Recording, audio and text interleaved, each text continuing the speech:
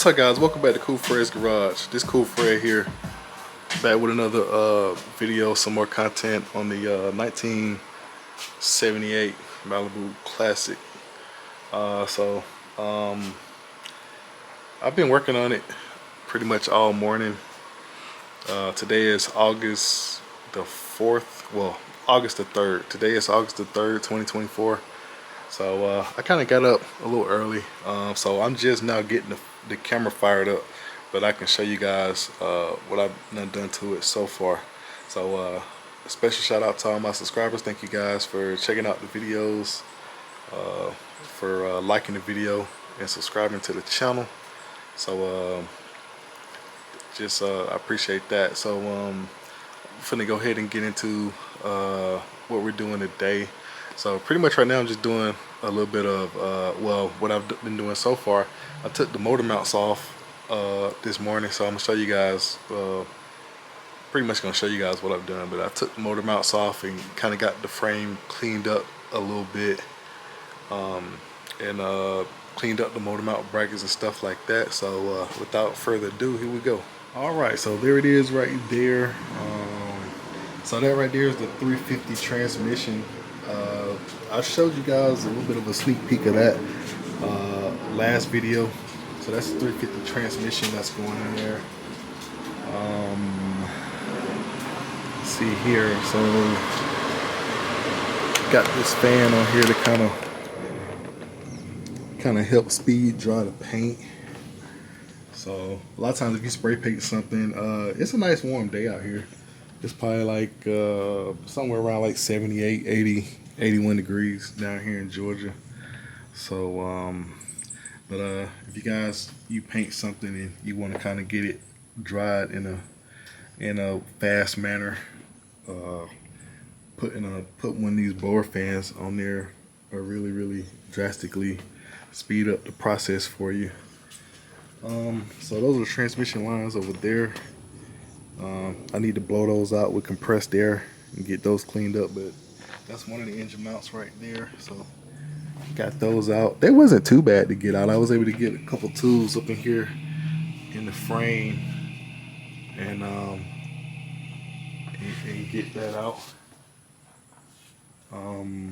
So this is the one that's going on the passenger side, the engine mount there. So anytime you're doing an engine swap, it's probably best to go ahead and swap out your motor mounts and stuff like that, because you know, last thing you want to do is get your engine in there and you start driving and you got a vibration or you got it moving side to side on you. So but that's one of them. The other one's probably under the car where I took it out.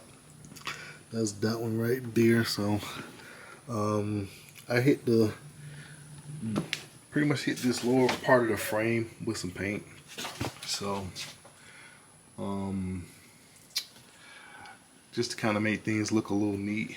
All right, so the engine that's going in the car is up under this little blanket here, this moving blanket. So I'm gonna reveal that and talk about that later on. That's the other engine mount that's going on the driver's side. So at the moment, I'm just pretty much just talking about some of the work that I've done, and I'm about to head out and run some errands, and then when I get back, I'm gonna talk about the engine, and then probably put these engine mounts on and start going back together with it. So I'm gonna turn this fan back on, let this stuff dry up. That's pretty much almost dry, because that's been sitting there for like over 30 minutes, but I like to at least give it an hour or two. But a combination of the hot weather and you know, that fan, it's gonna dry. I'm gonna show you guys the engine mounts. So I got the engine mounts hanging out here on this tree here. So we're gonna go over there and check it out. So I got the engine mount brackets for the engine, just drying on this tree here. Just got some coat hangers, nothing fancy, and I spray painted those early this morning, so those are pretty much dry now. But got those there. So when I get back, I'm gonna be tossing those on the motor and getting ready to get it in the car. Alright, so these are the engine mounts. I decided to bring them in the garage because I'm not sure if it's gonna rain or not while I'm gone. But that's a nice trick for you guys, you know, that need to paint something but need a convenient and you know, a quick way to paint something. You need to grab a coat hanger, hang them up, hang any kind of parts up if they got any attachments or any holes in them. So I've painted lots of stuff like that. So that kind of give you that's an alternative. You know, in this case right now, you saw earlier I had them hanging from a tree. Right now they're just hanging from these brackets on the on my garage door. But you know, whatever you got to make work for your situation. But when I get back, we're gonna talk about the motor. So that's pretty much gonna be like the next clip of the next slide in the video. But it's actually gonna be a couple hours before I run my errands and get back. But we'll be talking about the motor, and I'll be putting these brackets on there. Another thing I did, I got like a little, you guys probably can't see it, but I got like some little stamps. So I kind of marked these left and right. You can kind of see a little something there, but that's a little R right there. So this is the right one, that's the left one. Just to kind of, they do have some part numbers on them, but you know, I ain't trying to decode all those. So basically, pretty much as I took them out off the old motor, I kept up with them left to right. So I'm putting them back in the same exact spot, because sometimes, even though some things look similar, they can end up being slightly different, and you'll be going back in with the motor and it may not be fitting properly or something like that. So I don't know, but so that's gonna be it for right now. And next up is gonna be the engine reveal.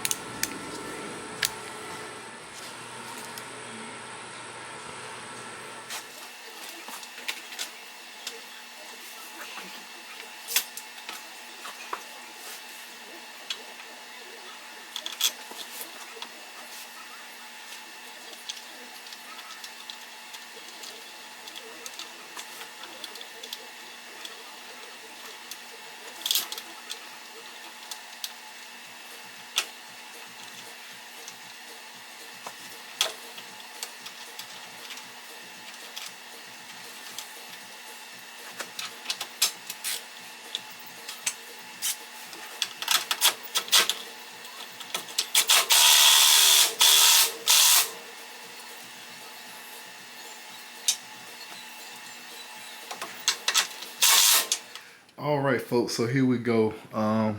So this right here is the engine that's gonna go in the 1978 Malibu Classic. So I'm about to pull the cover off and let you guys see what it is.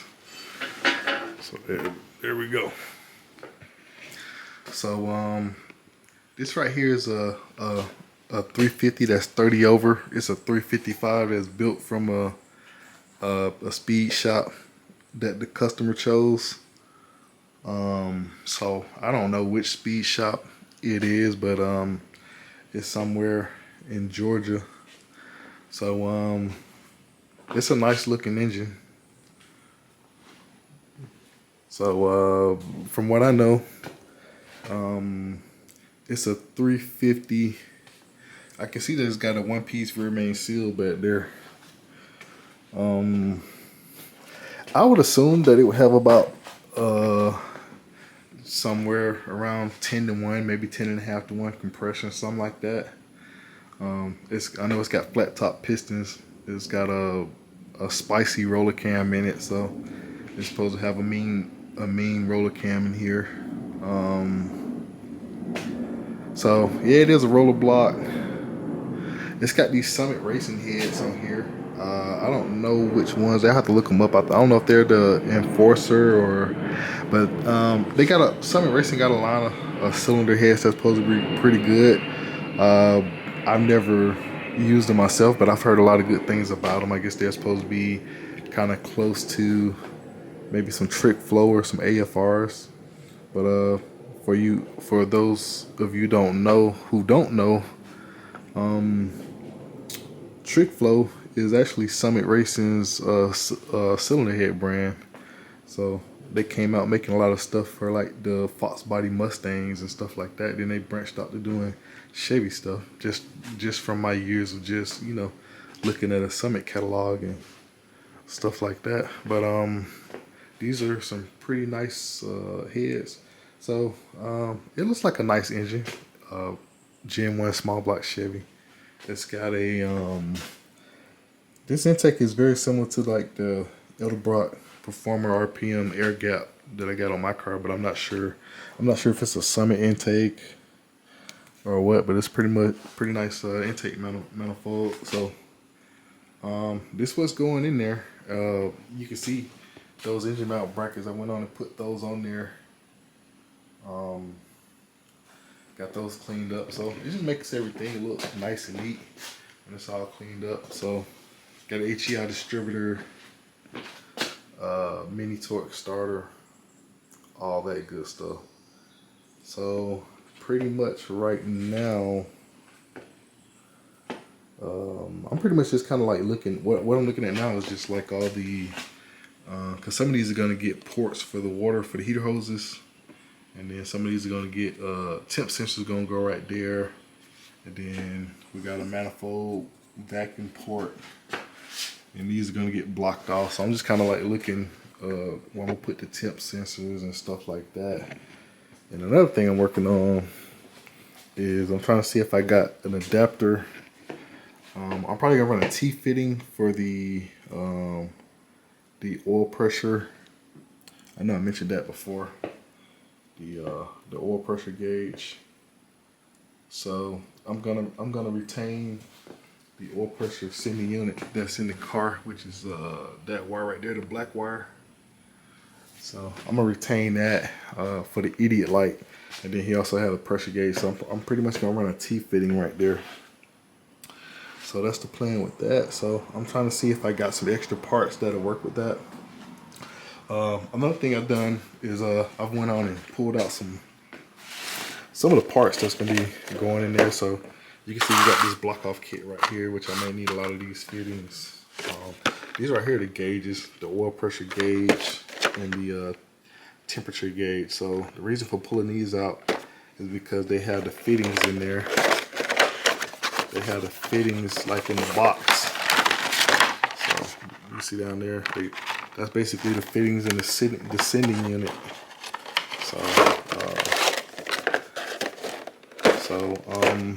I'll probably, as I wire those up, I'll show you guys that. I did a similar video where I wired up some gauges for that 72 Ford Gran Torino project. And this right here is the oil pressure gauge, and you can see all the fittings and stuff like that in here. So right now the customer, he wants to go with just some basic gauges so he can keep an eye on the engine vitals and stuff like that. He did mention to me before about maybe doing like a modern style gauge cluster, but for right now he's gonna hold off on that and wait. So I'm not sure if he's gonna do the Dakota Digital or I think they got the Autometer Envision. Those are a couple of popular ones out there. So They got a lot of nice stuff for these G bodies. You can really do a lot with these cars. As far as, I mean, it's like the sky's the limit. Your imagination is pretty much the limit on these things.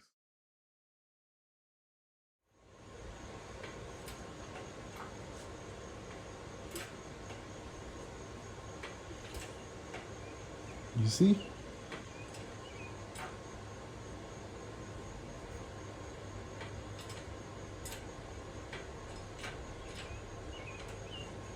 All right, so another thing I've been up to is pretty much just getting everything prepped for this new engine to go in here. So you can see I've already put the engine mounts on.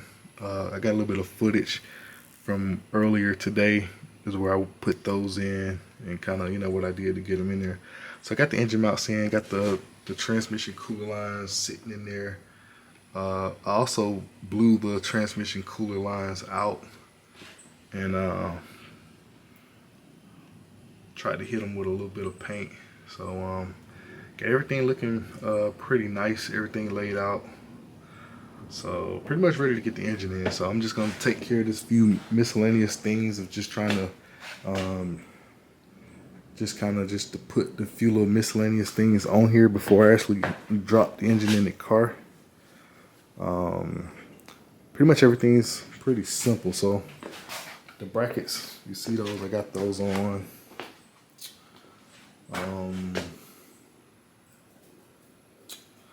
I'm just trying, I don't really see a whole lot except for just maybe putting some of the sensors. A lot of this stuff can be done in the car, but since it's right here on the stand, I'm gonna try to do as much as possible. And get it in the car, and then I'm just gonna go from there. And then I'll just get some footage as I go along. But that's our pretty motor that's going in there. So it's a nice looking engine.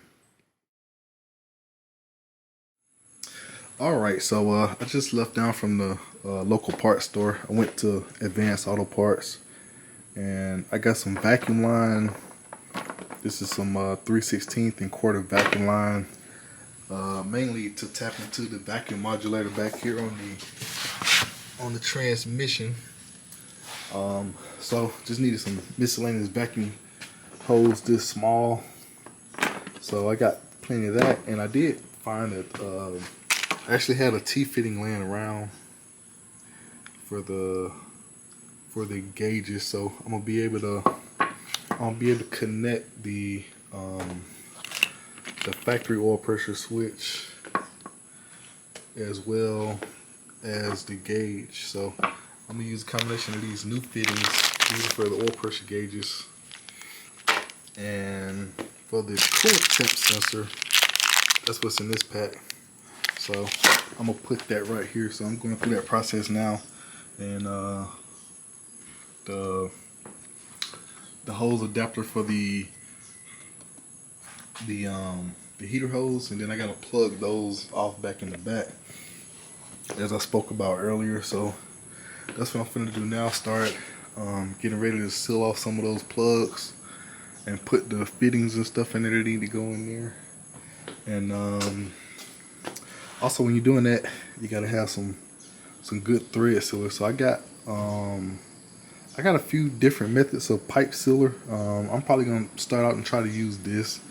This is for like gas line and galvanized pipe, but most PVC pipes in these NPT style, which these are like what they call them NPT fittings.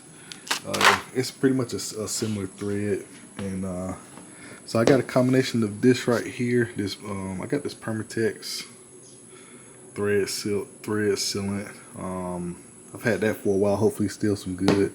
And also got some Teflon tape. So I got a few different methods, but I'm gonna start with this right here. See if that's any good, and I'm gonna go with that. And I'm gonna start putting this stuff together.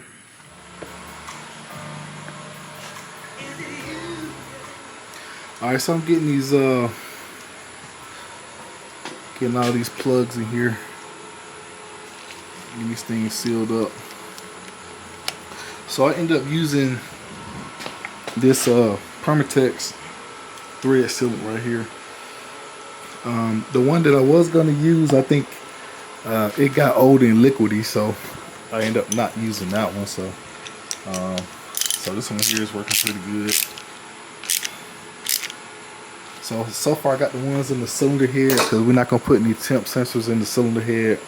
So we're gonna put the temp sensor up here on the intake, and then the hose fitting for the heater hose is gonna go right there. And then I got the water jacket plugs plugged off back here in the back on both sides. And then this right here is the oil pressure sender setup. So I was able to put this adapter in here in this T-fitting, and I got that that's the factory sending unit right there, a sensor, or basically all it is just like an on-off switch. Like if the oil pressure drops below a certain PSI, once if it gets really low, that means you got problems if that light comes on. But if it gets really low, it basically grounds it out and turns the light on. And then this is where the gauge is going to hook up right there. So everything's moving pretty smooth, going along pretty smooth. So I've got to put a plug right here. I'm trying to figure out why that's missing. I guess some I'm thinking this is a mid-90s GM block. So I'm guessing maybe they had a sensor there. I'm not sure what, but that is open. So I'm not sure why that's not plugged up, but I'm gonna have to plug that up. All right, so here we go. Right here we got torque converter that's going to go in this thing, which is it's a B&M hole shot. So that's the part number right there, 20483. So this right here, I'm gonna actually go here to get it out of the box.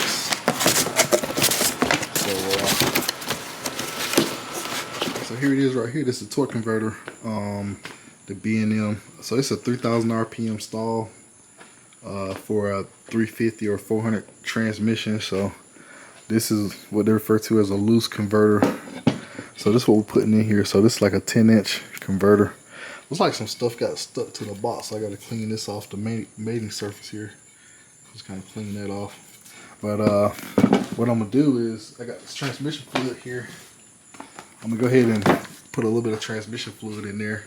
So basically you just you pour a little bit in, maybe like I think you want to try to get almost like between a half a quart to a quart in there. So because as you pour it in, it's gonna kind of drop down. So I'm trying to get this off. This thing is on there pretty tight. All right, so I got the protective cap off here. So yeah, I'm gonna start filling that up with some trans fluid. I'm gonna get ready to get the transmission under the car and get it positioned on the jack. And so this converter also comes with it comes with the hardware.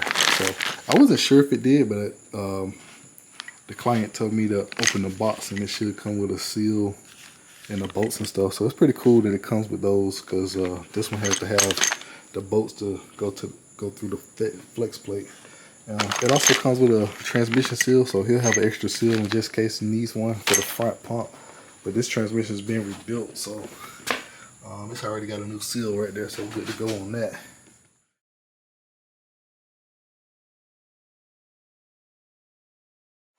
All right, so I got about a quart of transmission fluid in the converter here. So I happen to have some trans lube.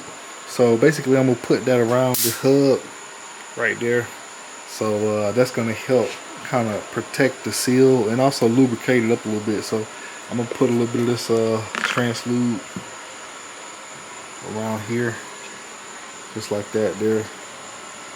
So that's gonna kind of help protect the seal, lube it up, and also a little bit right here. So that's gonna help protect the input shaft, the bushing, and all that stuff as I put the converter in. So I did get the transmission up under the car. I got it on the on the trans jack over there. So that's back in there, and all I gotta do now is get the motor on the crane off the stand here, and well, we're gonna set it down in the car. So that's pretty much my goal for the end of the day over this weekend, to get this engine down in the car. So shortly we'll be getting it in there. All right guys, it's showtime. So I got this thing off the stand, and you see I got it on the crane. I got it all set up. So what I'm about to do right now is put the flex plate on, get that torque down the spec, and after I do that, it's gonna be time to get this thing in the car.